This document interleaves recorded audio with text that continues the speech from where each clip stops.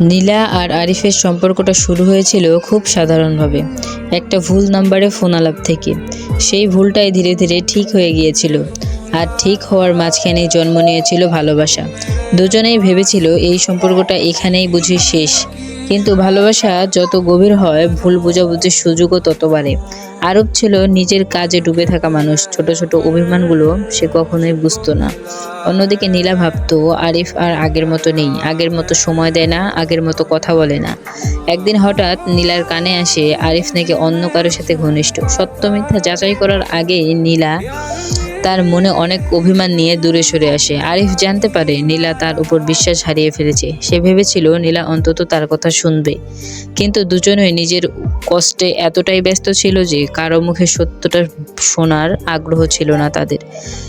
একটা তীব্র ঝগড়ার পর সম্পর্কটা ভেঙে যায়। ব্রেকআপের দিনগুলো দুজনের জন্যই ভীষণ কঠিন ছিল। নীলা বাইরে থেকে শক্ত হয়ে যাওয়ার চেষ্টা করত, কিন্তু রাত হলেই চোখ ভিজে যেত।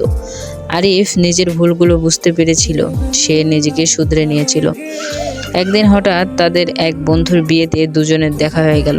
চোখে চোখ পড়তেই দুজনেই থমকে গেল। এতদিনের জমে থাকা সব কথা যেন মুহূর্তেই চোখ দিয়ে বেরিয়ে আসতে চাচ্ছে। সেদিন আরিফ প্রথমবার সব খুলে বলে, যে অভিমানটা নীলার কানে গিয়েছিল সেটি ছিল পুরোপুরি ভুল। আর নীলা স্বীকার করে যে বিশ্বাস আগেই করা উচিত হয়নি, তার রাগ করে চলে আসাটা ঠিক হয়নি।